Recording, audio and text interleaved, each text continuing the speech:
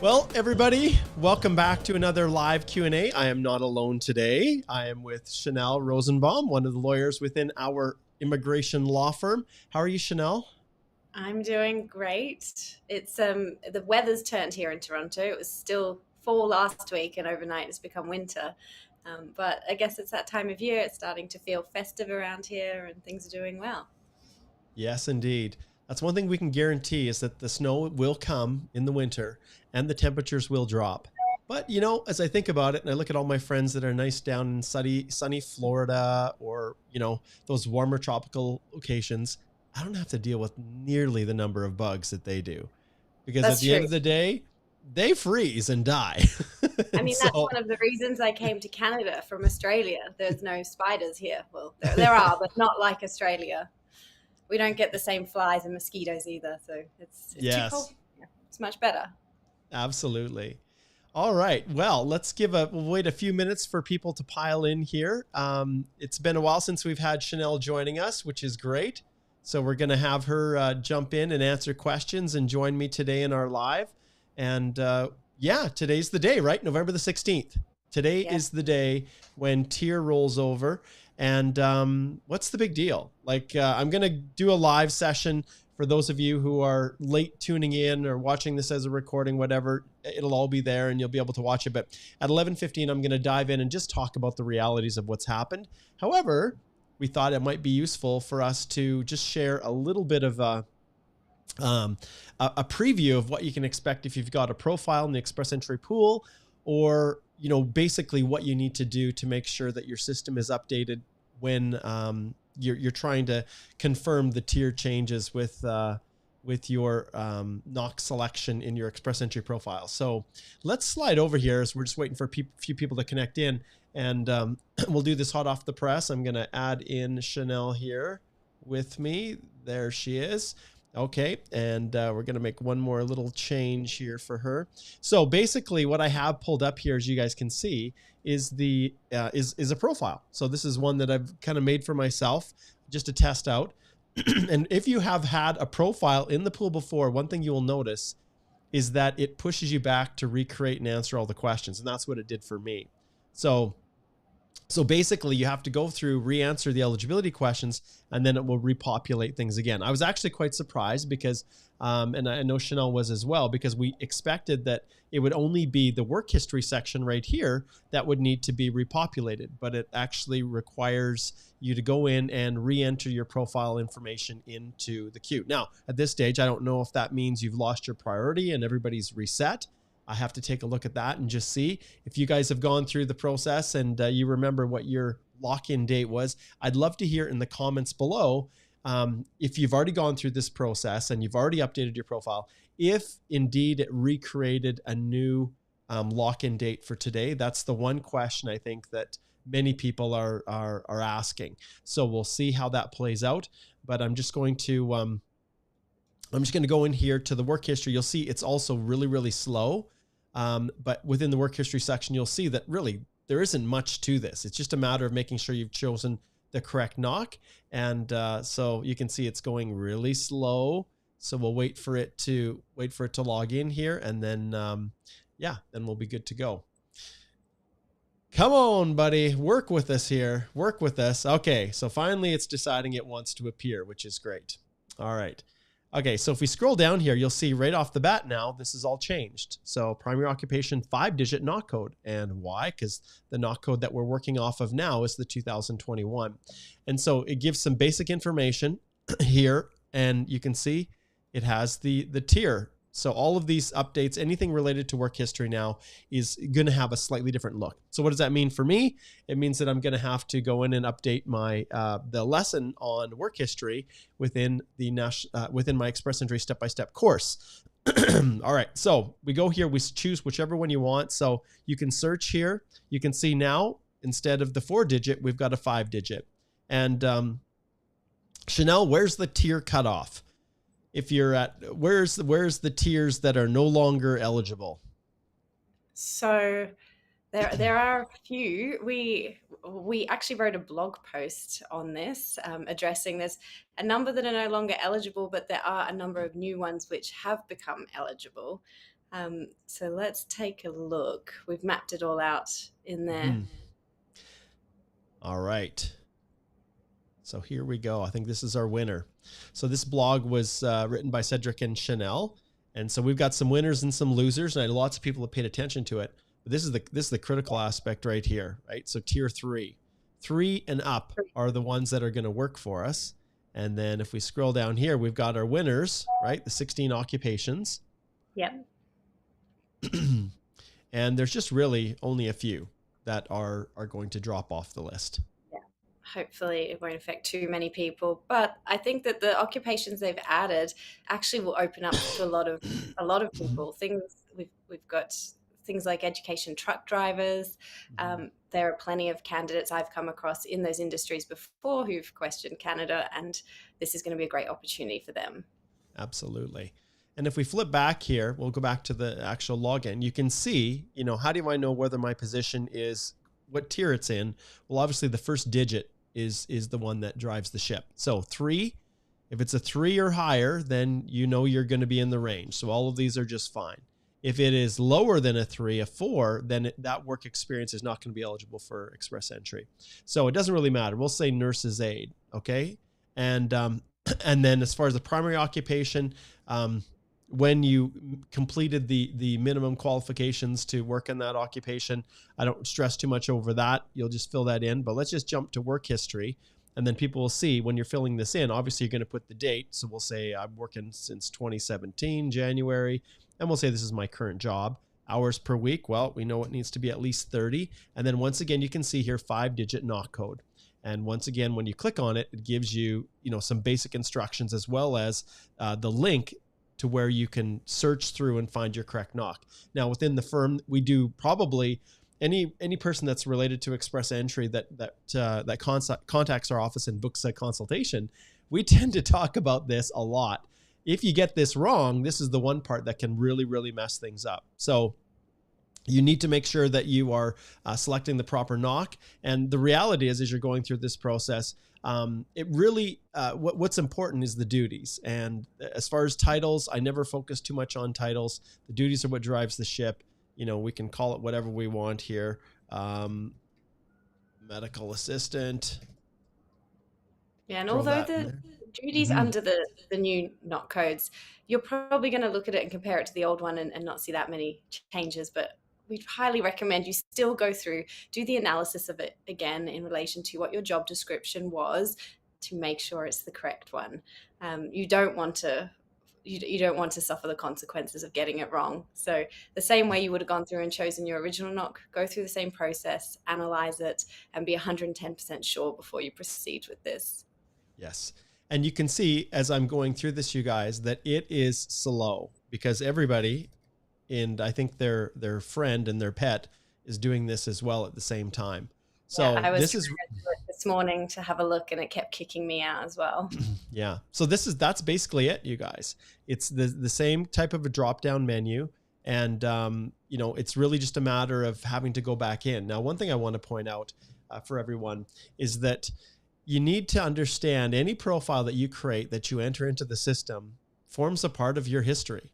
It's not like it just disappears. The moment you click submit on your profile and you say you attest to everything being true, complete, and correct, what you put in there in that previous profile is it's going to be locked in. So I've worked with people who have been in the pool for a long time and finally got their ITA after their profile expiring 3 or 4 times. Well, each of those becomes a part of the record. Now, you can absolutely go in and make changes or corrections, but be aware, if you have indicated that your work history is, as a food counter attendant over this period of time, say you worked in Lethbridge, Alberta, my hometown, at the McDonald's here as a food service supervisor, we'll say, a tier 3.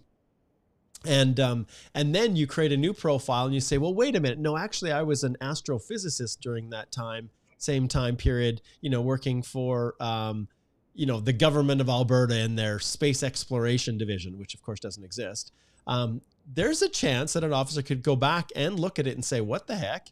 Okay, in this profile, the person is saying this. And then now at the same time, they're saying they worked in a completely different occupation with a completely different employer. So you want to avoid absurdities. You want to make sure that the information that you've included in your previous applications, that there is consistency. And where there isn't, then I address it.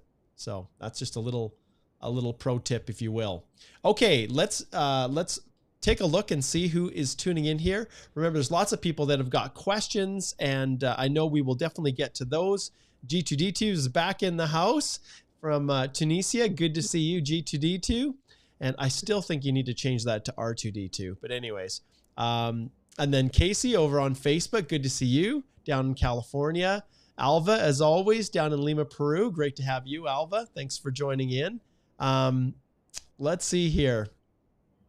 We're going to scroll down and say hello to a few more people. So we've got Lima here. Good morning, Mark and Chanel. And if you're tuning in, wherever you are, all over the world, please reach out and say hello to us. We love to see how far these channels are reaching. The live streams that we do, it's great. Got a bunch of stuff going on here that I'm trying to pull in. All right. Okay, let's see who else we've got here. We already got someone posting some super chats. Okay, all right. We'll pull one in here.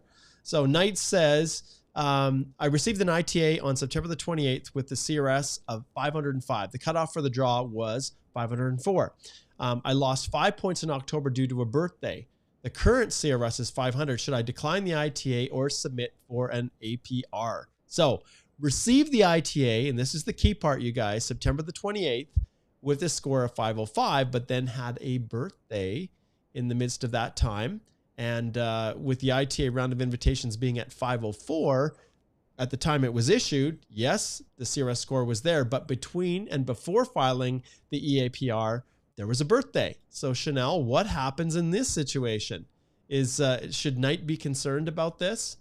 No, so it still counts as the date that you received the ITA. So as long as your information was up to date then, you're lucky to get drawn at that point. Even if something happened, you had to decline the ITA now, though, you're still in a good position with where the points are at. So you'd still be safe in probably one of the next draws if you needed to. But no, you should go off what you received the ITA for as long as your information was correct at that time. Exactly. Okay, so one thing I want to do here is I just want to go into our YouTube channel and just highlight something that we haven't highlighted before. You will see when you go to our channel, go to the actual channel here, you'll see that there now is a join button. And that join button right here allows you to get some pretty cool features. So when you click join, you can see it's $3 a month for the loyal fan and supporter.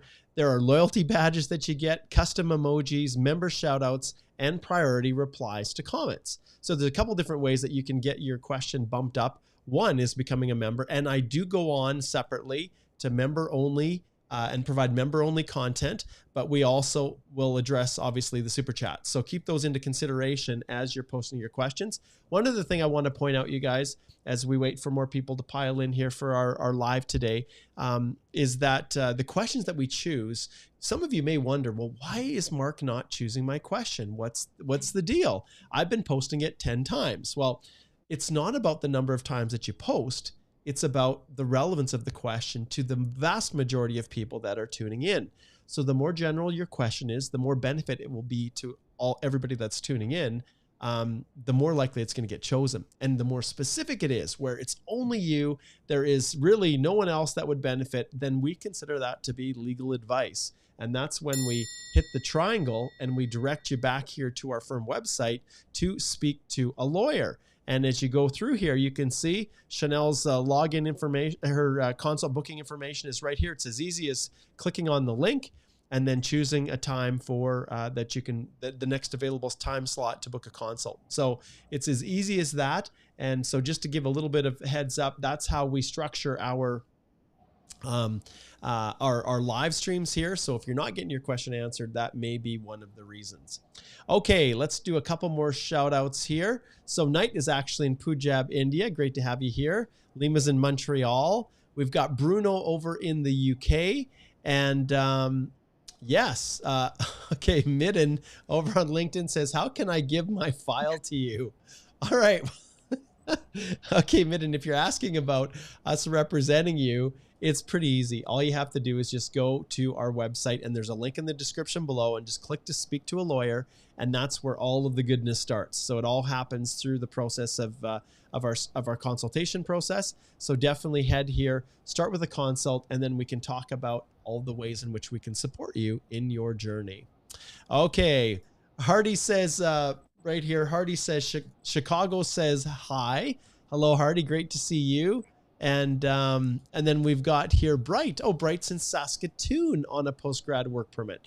So thanks for connecting in, Bright. All right. Okay, well, let's jump in and let's get to some questions here as we're moving forward. And Chanel and I will share the duties on answering those questions. The first comment here was Bokang. Bokang says, hey, from South Africa, Mark, or hi from South Africa, Mark. Thank you so much for upgrading my old Express Entry course. It was a lovely surprise to wake up to. Yes, indeed. Those of you who have subscribed to previous versions of the Express Entry course were making some significant changes within the Canadian Immigration Institute. And one of the changes that you guys will see who have purchased previous versions of the Express Entry course is that we're changing the way we do our membership groups. And one of the realities as we are transitioning through the provider we use to host our courses called Kajabi, they are now making some pretty cool changes to the way the membership groups are that really make them very interactive and really fun. In the past, we've done private Facebook groups, but we found now that through the new process that's going to be launching in January, that's going to allow us to do a whole bunch more things. So as part of that, we decided to basically consolidate everybody that's ever purchased one of the previous versions of the Express Entry step-by-step course into one group and to grant access to our most recent version right here, which obviously after today is going to get updated further. Our next masterclass is November 28th to the December 1st. But in January, we're going to be rolling into a new platform where there is an ongoing open membership group that's focused on Express Entry, where for a small monthly payment, you can stay in as long as you want, including getting access to all of the future master classes that I do associated with the courses. And there's a whole bunch of other things, but a lot of them are going to be built into the email, and it's likely that Bokang got that email and so has now been upgraded to the full course. And the difference between the previous versions and the latest version of the Express Entry course is really Module 6 to a large extent. And if we scroll down here and we look at Module 6, this is all about mastering your documents. So before, the documents were all embedded within the EAPR portion. And so we had a separate section, Module 5, that was on the document checklist, and we talked about things generally. But Module 6 now is the bomb. It's the place where all of these, each individual document has its own video, own instructions, own supporting documents, checklists, sample documents, all those kinds of things are all there. And so if you purchased previously, you have now been upgraded. All right. So stay tuned for the membership groups because there's going to be one for each of the various DIY courses that we offer. But back to the discussion before, just to remind everybody, you'll see now that there's a join button. And so you can join and get access to these special features, including getting your questions bumped up, different emojis and things. So just to make it a little bit fun, a little bit more enjoyable. All right, let's see who we have next here. Okay, I think we hit Amit. I can't remember if we did. Down in Virginia, great to see you. Okay, so Chloe's got the first question. She says, hi, Mark and Chanel. For low-skilled job application, is the processing faster or still 16 weeks? Is it fine without work experience? So this is kind of a tricky one. And maybe, Chanel, I'll just touch on this briefly, and then I'll turn it over to you for some of your comments. Chloe, when it comes to processing times, there are certain types of work permit applications that are expedited. So there are certain parameters around some of the high-skilled programs, within our international mobility program and the and some of the programs that the government has for like tech workers and the special global programs. But generally speaking, when you're looking at straight up, I'm assuming an LMIA job-based work permit application, the processing times, they don't really distinguish between them. And depending upon the country that you're going through, You've indicated 16 weeks here, and you can see they don't distinguish between program or category or anything like that, at least outwardly.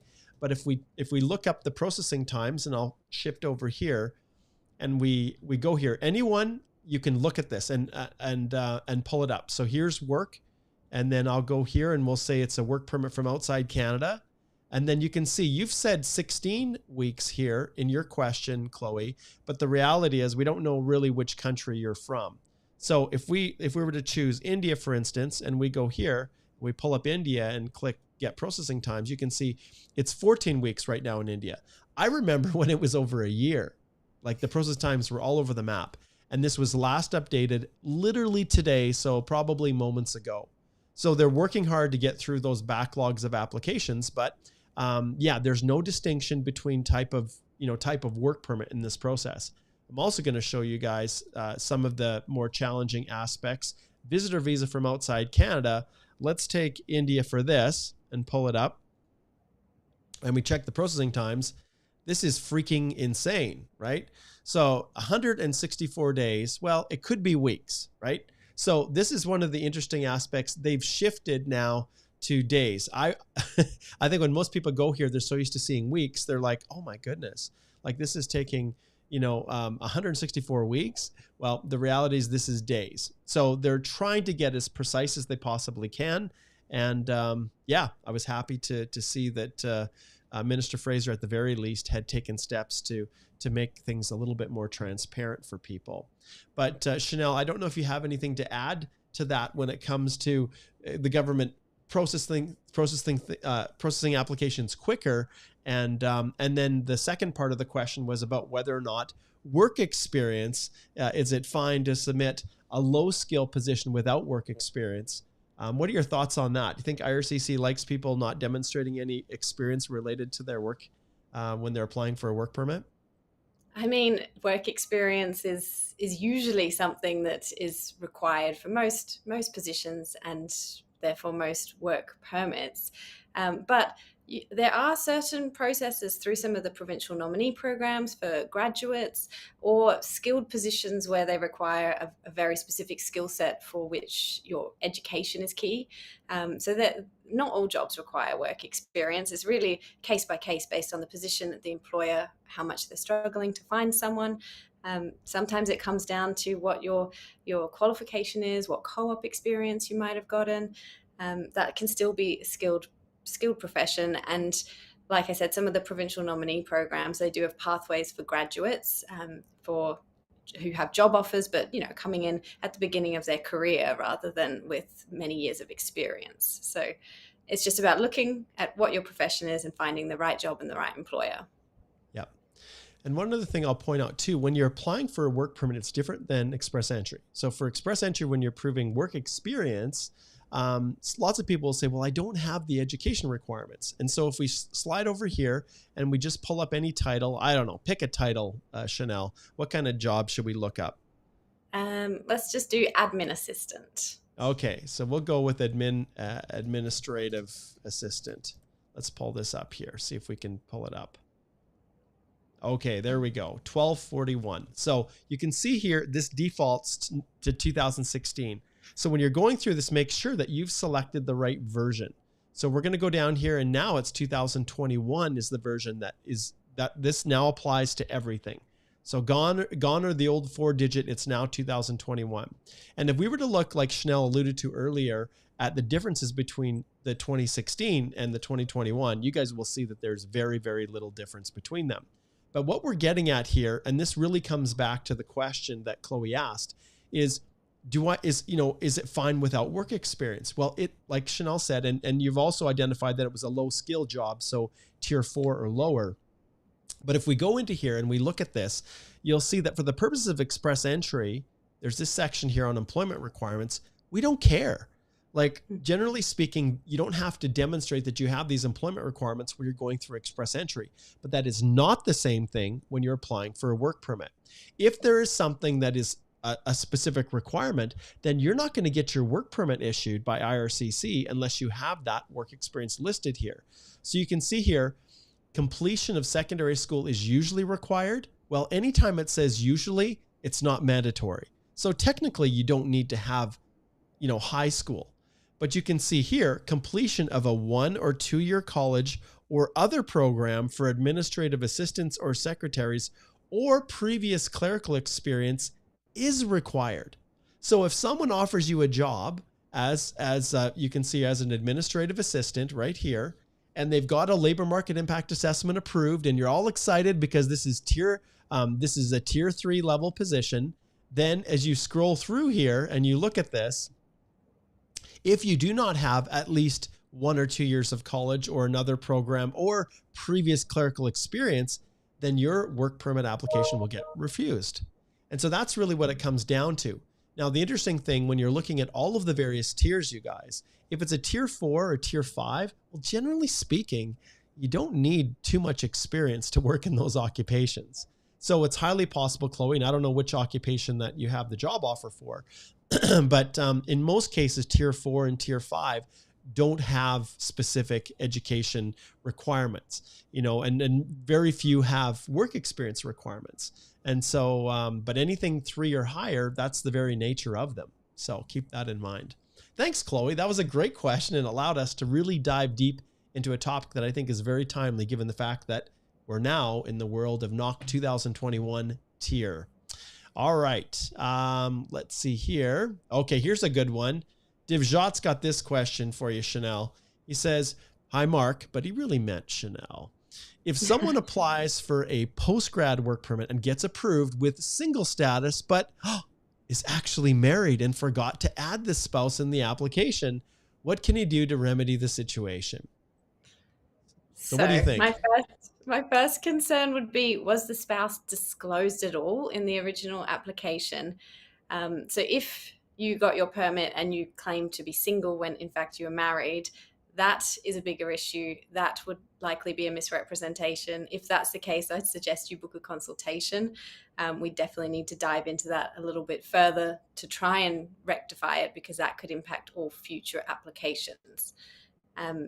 That is definitely something we should talk about, just because if you're on a postgraduate work permit, there's a likelihood you're wanting to stay longer term. You want to go through the PR process, and that could be the thing that really impacts on whether you're eligible or not. If you declared that you were married, you just noted your partner as non-accompanying, what you can do now is try and apply for a work permit for them to come over and join you, based on the fact that you have a work permit. So it would be a separate application that your spouse would have to submit, indicating that they're looking to come over to join their partner who already has a work permit and is in Canada. Perfect. And I'm just going to pull up here. This is a great comment from Nengi. He says, it didn't change anything for me except to update my work experience NOC. Okay, that's great, because what that tells me then is anyone who's actually submitted their profile, then the profile itself will only prompt you to change the work history and to update the NOC. However, if you're someone who had not yet submitted your profile and it was still in kind of a draft form, then I think those are the ones that have been reset for you to recreate or re-enter the information that you had started entering in. So I think that's probably what's happened. Nengi, thank you so much for sharing that. We'll give Nengi some applause. And this is how we learn it, right? Just learn from each other. Okay, let's see. Okay, Anant has this question. Hey, Mark, after getting an ITA while filing different forms in the primary application and the spouse's work experience, I entered 48 hours per week, whereas in reference letters, it's 40 hours per week. Is this problematic? So this is after getting an ITA. Okay, so you probably noticed, Anant, that when you completed your profile, you had entered the wrong work hours. And now you're getting ready to file your EAPR and, oh, you've got a problem. So this comes back to section A11.2 within the Act, where it talks about how they treat changes in your profile when you file your EAPR, because they can have some pretty significant consequences. But if you had someone in that type of a situation, Chanel, where they had entered any kind of wrong information in the profile and realized after it was all locked, once the ITA was issued, what would you advise them? I would address it in a letter of explanation. That's the best way to explain it. At the end of the day, your work hours in this case are still above the 30 hours per week, so you're still eligible. It's just a case of explaining the difference. And if your employer has made an error and your work hours actually are 48 hours a week, you could talk to them about revising the employment letter. Or if you're typically meant to work 40 hours a week, but you put 48 hours because you've done a lot of overtime and you've actually calculated that you've worked 48 hours a week, your employer could even specify that in the employment letter, that your regular hours are 40 hours per week, but on average you do 8 hours of overtime per week as well. And then if they don't update the employment letter, this is just what you need to explain in your letter of explanation, the reason why you had calculated 48 hours, but your employer has put down 40 hours. Perfect. All right. Next question. Okay, I love these prognostication questions. So Shaw says, hey, Mark, or Mohammed says, hey, Mark, what do you think that when they will basically start a targeted draw in early January? Well, this is the thing that we can speculate till the cows come home. The reality is the minister has said in the spring. And if you guys remember from last year when they said that they were going to restart the no program specified draws in the summer, like it was, yeah. Like, what does that mean? So these vague generalities lead me to think that it's probably going to be closer to March or April than it will be in January, but we just don't know. The minister he could, as I slide back here, I love bringing him in here with me. The minister here could very well surprise us all and do something on January the 1st and say, Happy New Year. Here's a targeted draw, and I'm only going to draw people through the CEC program who are eligible for CEC that have held a post-grad work permit from this period of time, right? It's entirely possible that is, that's something that he could do. But ultimately, IRCC tends to be quite the black box. And even when they're trying to do these nice, fancy announcements and these big splashes, often it takes the department a long time to actually implement things. So they're great for, this big flashy announcement, but in the end, you guys have seen what's happened. It's been quite disastrous over the last while as they've tried to recover from the challenges that were in existence throughout the pandemic. So yeah, your question is as good as mine. Okay, Chanel, here's another express entry one for you. If I had a job for 11 months and before the 1 year mark, I got promoted to a position with a different knock, does that mean I cannot claim the 1 year of continuous work experience? Now, I'll qualify this. There's some pieces that we don't know, Bruno, and so I'll just make them up. So I will assume in your situation, if you're talking about continuous work experience, that it's a federal skilled worker program. So we know through the federal skilled worker program that in order to qualify, you have to have worked full-time, paid, skilled, so tier 3 now and higher, continuous, yes, as a part of the minimum entry requirements for the federal skilled worker program. So what do you think, Chanel, in this situation, if you had a job for 11 months and before the 1 year mark, you got promoted to a position with a different knock? I would assume that doesn't count. My inclination would be because you need 12 months in the same knock for it to be Yes. continuous. Even though you're still with the same employer by the sounds of it, and you probably still sit at the same desk, it's unfortunately probably it doesn't count. So if you have previous experience for continuous 12 month in a different knock code, you could claim that as your primary knock instead. That's what I would recommend, because unfortunately it doesn't seem like it would count to me, even though it'd still be one employment letter. They'd still be confirming 12 months of employment, but different positions. Yeah. And that's exactly it. That's exactly right, Chanel. When it comes to the federal skilled worker program, they have very little room for any differentiation. So you need to have at least that 1 year, 12 months of continuous full-time work in the same occupation. Now, sometimes people do get promotions, but they don't change them or move them outside of the same knock code. And in that situation, it's fine. But you've indicated here that it's a different knock. So yeah, that's a problem. I would actually say, hey, I don't want the promotion. Let me work another month in the previous so that I can get the 1 year. And then, and then I'll accept the promotion. But it's hard, Bruno, because I know you've probably already been promoted and already started working in the different position. But these types of situations really are probably best to slide over and and book a consult with Chanel, and she can go through and figure out exactly what the, what the consequences are or the eligibility. All right. Here we've got Mariana. She says, hey, Mark, joining from a snowy Toronto once more. Ready to change that knock today. Hoping to get an ITA next draw, 494 score. So close last time. Yeah, Mariana, you just missed the cutoff, right? And so our fingers are crossed for you as well. And yeah, as Chanel indicated earlier, and once again, her and Cedric wrote an excellent blog post that I want to refer all of you guys to on Tier. And all you do is just search through our search feature, because we've got so many blogs here now. Go through the Tier system, go through our search system here, and you'll be able to pull up the blog post on Tier that has a ton of information on, basically what was intended for this switchover, how it affects everyone. But the most important thing is to realize that really, when you're looking at the differences between what, say, for example, a 131110 admin assistant is for the purposes of the Tier 3 versus how it was as a knock B. Like, if you look at this, let's just look at the first, and I'll just show you guys how similar they are. So prepare, key and edit, open and distribute, schedule, confirm, order office supplies. Those of you who have good memories, lock that in.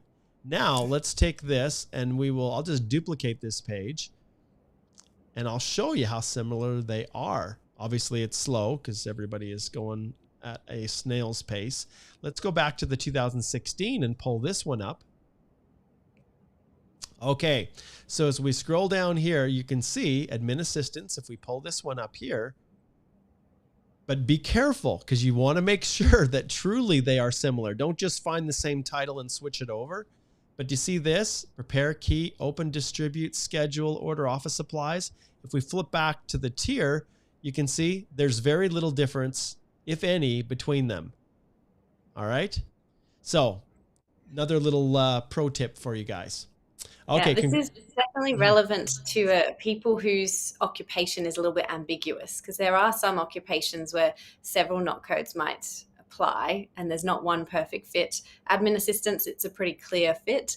But if you were always a bit unsure of your knock code, you had several options to choose from, then in particular, you should be going through, analyzing it very thoroughly to ensure you have the new tier correct. Perfect. All right, let's go to Almus here. Almus says, can I be in both CEC and spousal sponsorship because my score is 464 and the work permit's expiring this February? So are there any restrictions on having a spousal sponsorship and an express entry application in the queue? You can't have two permanent residency applications at once. So I believe you could be in the express entry pool, but and whilst you have a spousal sponsorship application pending. But if you got an ITA and then you wanted to submit your express entry application, you would have to withdraw your spousal sponsorship in order to submit the express entry one. Yeah, and that's a good point, Chanel. So one of the things I can see that Almus is really focusing on is that the work permit is expiring in February. So if, can I be in both CEC? Well, the reality is, and this is one of the things, Chanel, that lots of people get, they don't understand. The changes that have occurred with the spousal sponsorship now with online filing don't allow you to submit a work permit application at the same time in which you are filing the spousal sponsorship. We used to do that with the paper. And so that option is going to be a little iffy if you're trying to file now and the work permit's expiring in February. However, with CEC, if you get an ITA and you submit that EAPR, then you have the ability to file right away for bridging open work permit. Now, when it comes to any kind of sponsorship, like Chanel was talking about, when it comes to sponsorship, if you have a sponsorship in the queue where you're sponsoring your spouse and you want to try to sponsor your parent or grandparent, then you are literally, you're barred. You cannot submit more than one sponsorships. However, when it comes to having both an economic application in the queue or a family class or say a PNP application, there's no restrictions on how many of those you have. There's no bar to how many permanent resident applications you have in the queue at the same time. It's just the sponsorships. But here's the kicker, and this is what Chanel was kind of alluding to. When you have say your TR to PR pathway linked to your GC key account, and then you try to go through the express entry process, I've seen some people not able to do that because the option isn't available in their current GC key. And that causes a lot of problems. Or people who've recently had an application rejected and the system hasn't reset, and then they're trying to resubmit their profile and the system isn't letting them do it. And so there's lots of problems within the GCMS right now that is causing all kinds of problems for clients. And this is something that we deal with a lot in our one-to-one consultations that we do with clients, in helping them resolve, especially when applications get rejected. So no, there isn't any real restriction on having multiple PR applications in the queue, but you cannot sponsor or have more than one sponsorship undertaking in place at the same time. So great question, Almas. We really appreciated that one. Okay. And obviously at 464, it's probably, unless they start doing targeted draws and your work experience is right in that right range, it's going to be tough. It's going to be a while before the rounds of invitations get down to 464, unless they truly do a CEC only draw for you, Almas. And so if you're in a relationship with a spouse, then that may very well be a good option for you to pursue if if a spousal sponsorship is eligible, to get that in the queue. And then ultimately, as soon as you get it filed, I don't know how long, when was the last approval? How long did it take for you, Chanel, with spousal sponsorship, your last spousal approval? So that's what I was going to say. Although the processing times on the IRCC website are very long for spousals and it looks very scary, actually we've had several approved recently that have taken only about 6 months to getting actually the whole spousal sponsorship PR process finalized. And with regards to the work permits that we've submitted for spousals, I've seen it take between about 6 to 8 weeks recently. So if you were to submit your spousal sponsorship application soon, this month, you may well get everything done before your current work permit expires, and be able to remain working on a work permit until hopefully not long after your spousal sponsorship is complete. Yes. And this is another thing I want to point out too, Almas. One of the things that, obviously when you retain Chanel to help you with your spousal sponsorship, the goal is to make sure that it's done right the first time. Because if you file your application, and IRCC, let's face it, are very good at saying, oh, it's easy. You don't need any assistance. You can do it yourself. And yeah, sure, absolutely you can. If you have the luxury of getting it returned as being incomplete because you forgot to sign the right form or you forgot to include a document, they show no mercy. They just return these applications. And in your case, Almas, if you have filed your spousal really quick, you raced to get it submitted, you chose not to retain Chanel to help you review it, and you file it, and then there's something wrong and it gets kicked back, it's highly unlikely that you're going to be able to get your acknowledgement of receipt on that spousal to be able to then file the work permit that is eligible when you have a spousal sponsorship application in the queue. And so it just goes to show how critical it is to get it right the first time. All right. Okay, let's see who's next. We've got Mario. Mario says, good morning, Mark and Chanel. Do we have access to the history of changes made to the express entry profile? And maybe I'll step in on this one, Chanel. The reality is the only time you have access to historical profiles is if literally you've got a profile that has been canceled or whatever because of like it's timed out or it's still in your system. But the changes that you went back and made when you logged in, because remember, every time you make a change, you have to resubmit it into the system again. And the moment you resubmit it, then all of the other information, there's no historical record. The only way you really can get access to your historical record is to request the GCMS notes. And so it's all there. And I've read, as I'm preparing my economic, a textbook essentially for economic PR programs in Canada. Oh, it's way more work than I thought for Eamon Publishers.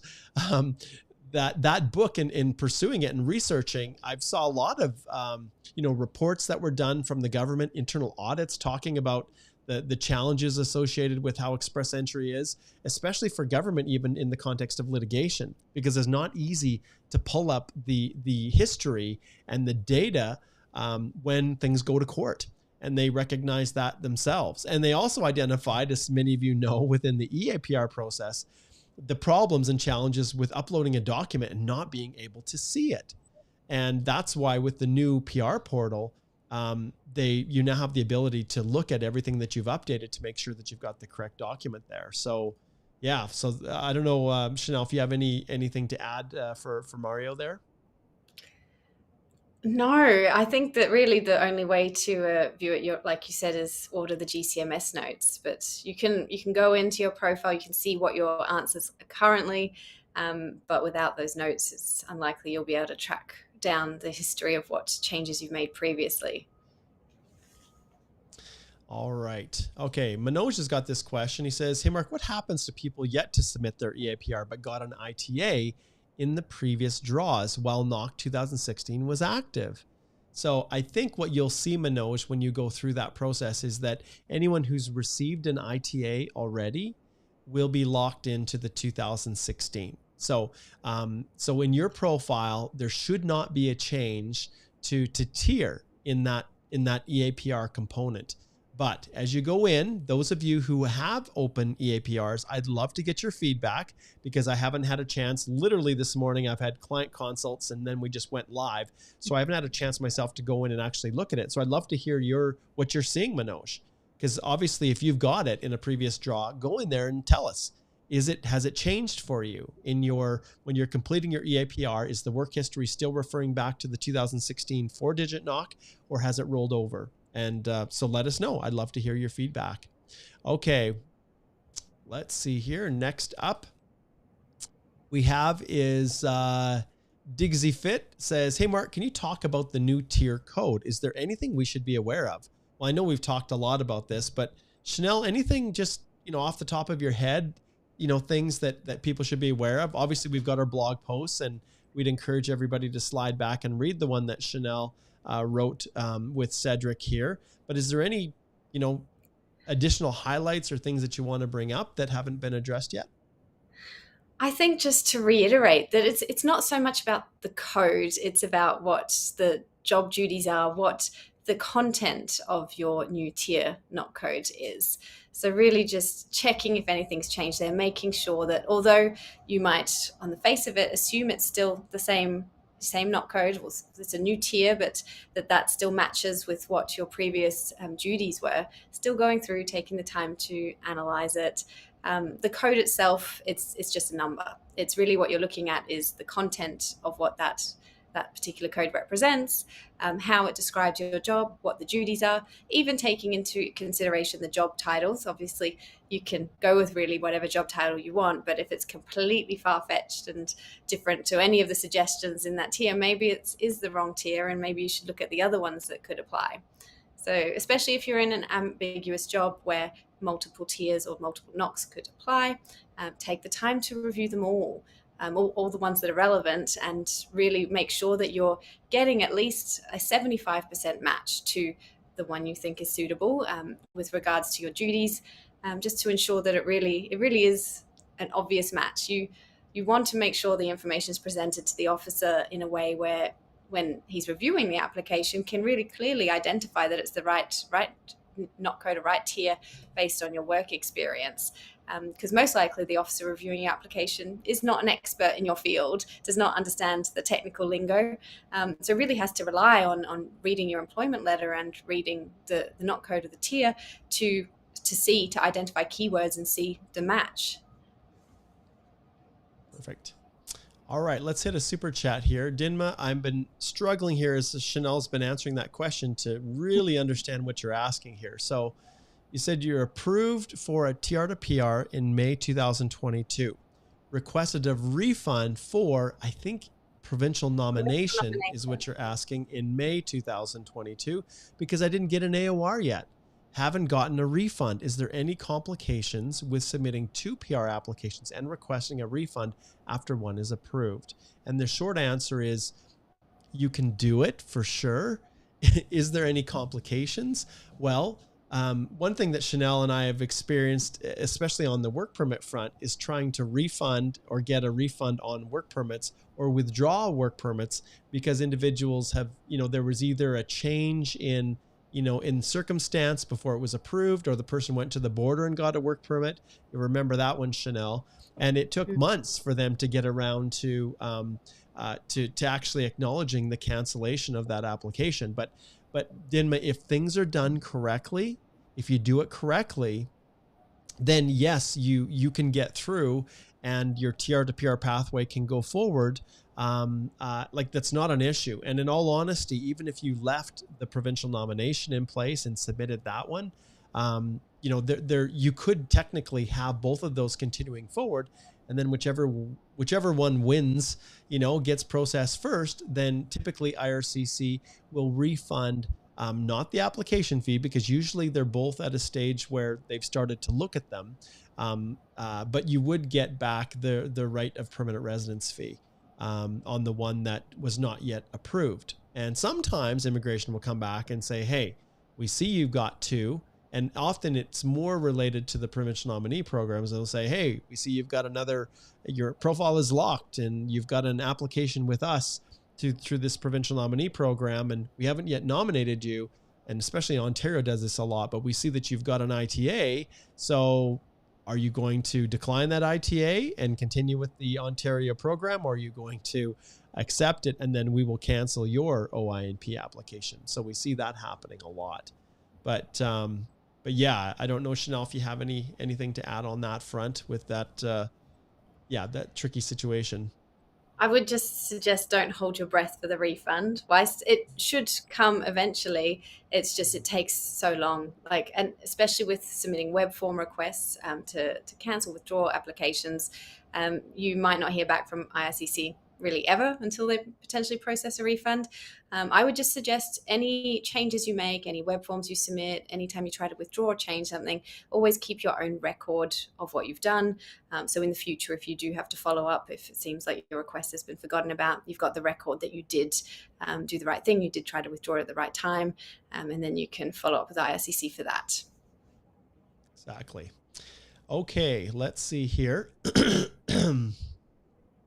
I'm just going to pull up. The next question is another super, and it's from Lovey Dovey.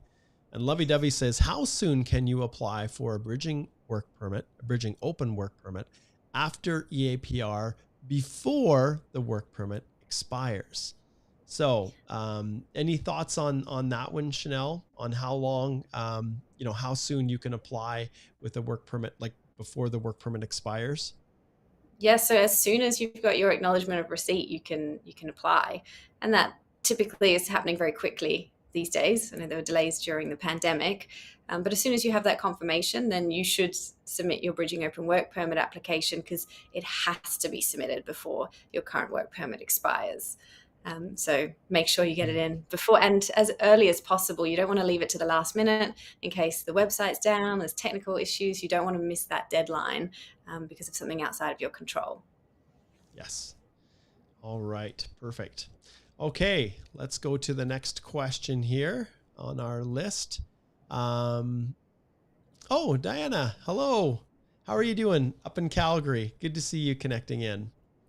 Okay, let's see. I think we've gone through all those. I'm going to pull up some new ones I was going through. Okay, so this one is from Satyaki.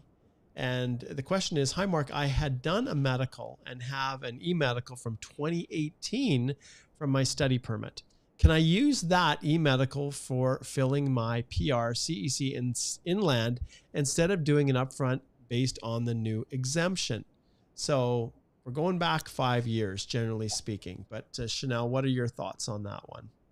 Yeah, so as long as it was within the past 5 years, which it is, then you should be able to use that one under the new exemption. Obviously, if in the future you pass the 5-year mark and your application hasn't been processed by then, you might be requested at that stage to do a new one. Perfect. Okay, next question. This is from Deepak. Says, I'm having a job title as PSW. I don't know. Personal, let's see, what is this? Okay, the job title is having 2 knock codes. Okay, home support worker, nursing aide. So one comes under tier 4 and one comes under tier 3. I'm a PSW in long-term care. So it's, I think, trying to identify the knock code.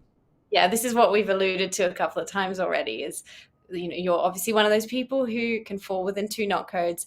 You have to spend the time really analyzing both possible knot codes to identify which one you have a stronger fit with.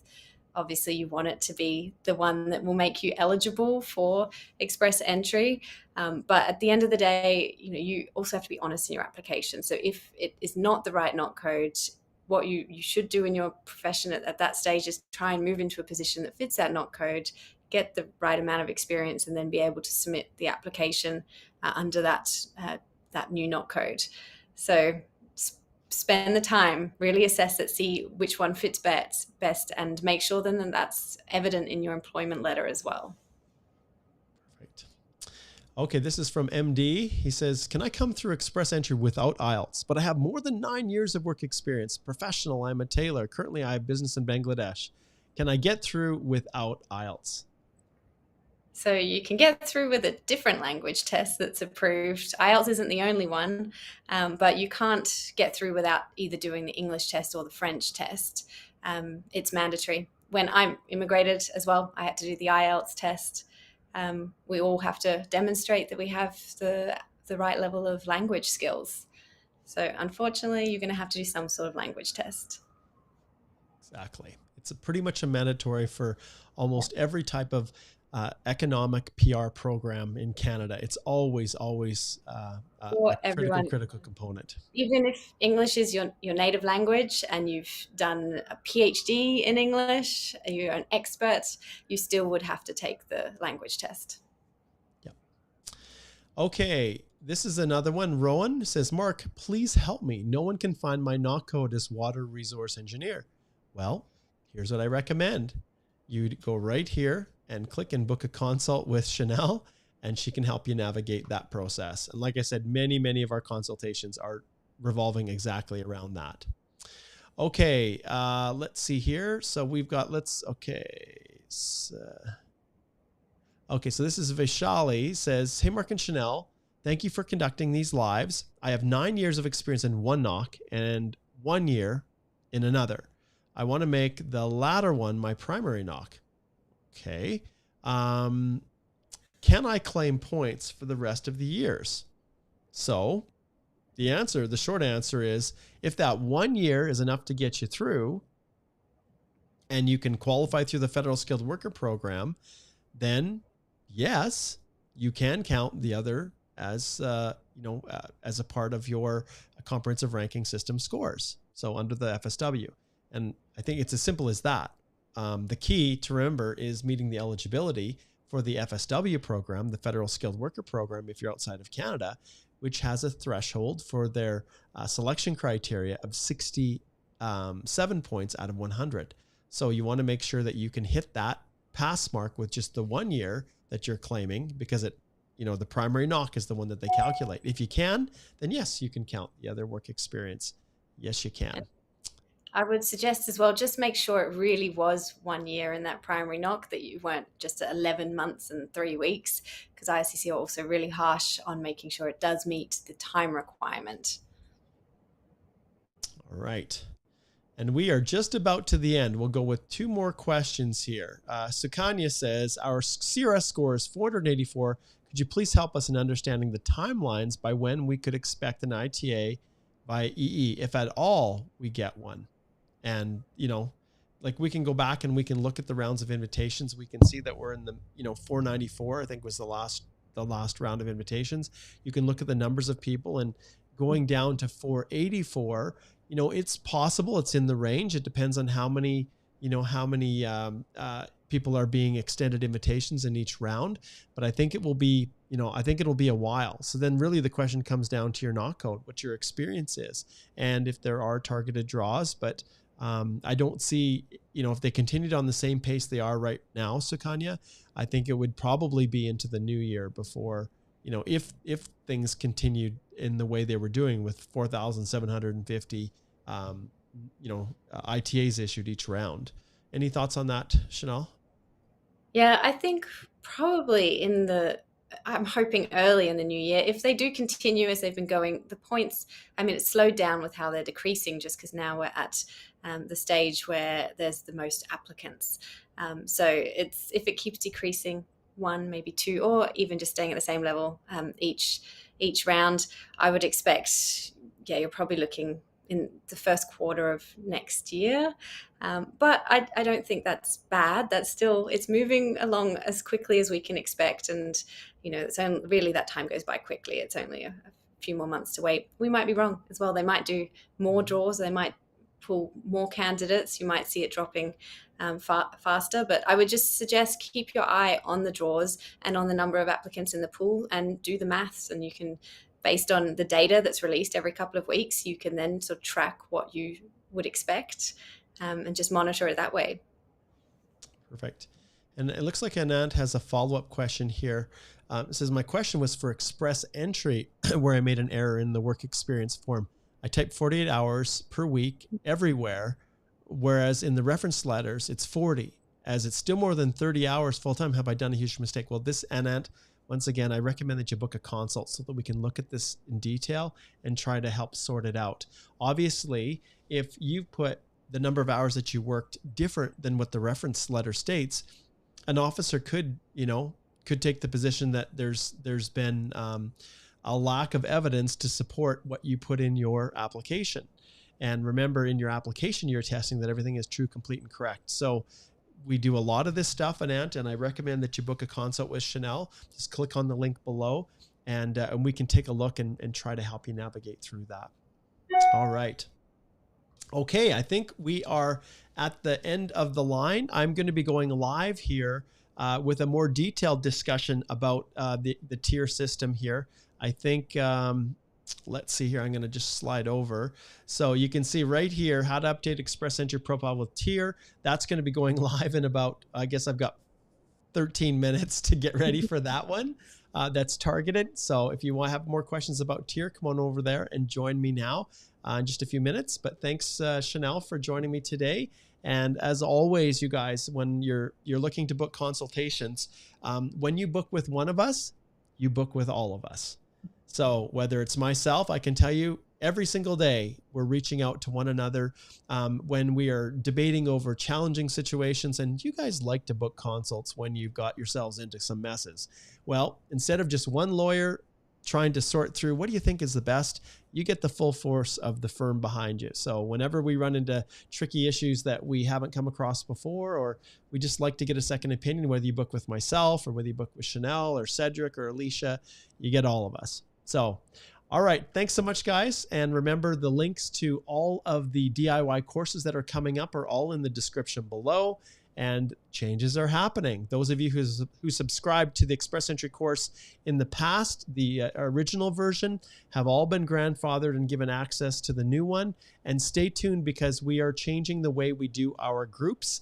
And there is going to now be a membership site that is open, and it will be open for as long as you want to be a part of it. I'll be jumping in, sharing tips and strategies. You'll get early access to our blogs, updates. There'll even be some webinars via Zoom that I plan on doing that are exclusive to members of those groups. So how do you get in? Well, anyone who wants to get into those membership groups, it all starts with the courses. So whether you're logging in through the study permit course, which I'm really excited about, that's going to be launching December the 12th. Now, just remember, you guys, the study permit course materials themselves, we're pre-selling in advance up until December the 1st, but the course itself is not going to be available until December. So then the master class itself is going to be held December 12th to the 16th.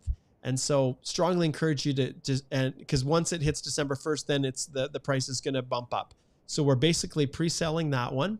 Express Entry is at the end of this month, November 28th to December the 1st. And remember, there's CPD accreditation with these courses. And then we've got the LMIA course, which is in the process of being revamped. We've got the COET course. The PR card renewal course is coming soon. We're going to be launching that one in a little bit. But these are all of the options. Oh, and I guess I should say one other thing. We have a little bit of a free tool that is going to be available for those who subscribe early to the study permit course. We also will have a visitor visa course that is going to be available at that time too. And somehow, in the midst of all of this, I am going to be continuing to write my economic PR book. Boy, I sure hope the publisher is patient with me. All right. Thanks so much, Chanel, for joining. Thanks, Have a great week. Have a great week, everybody.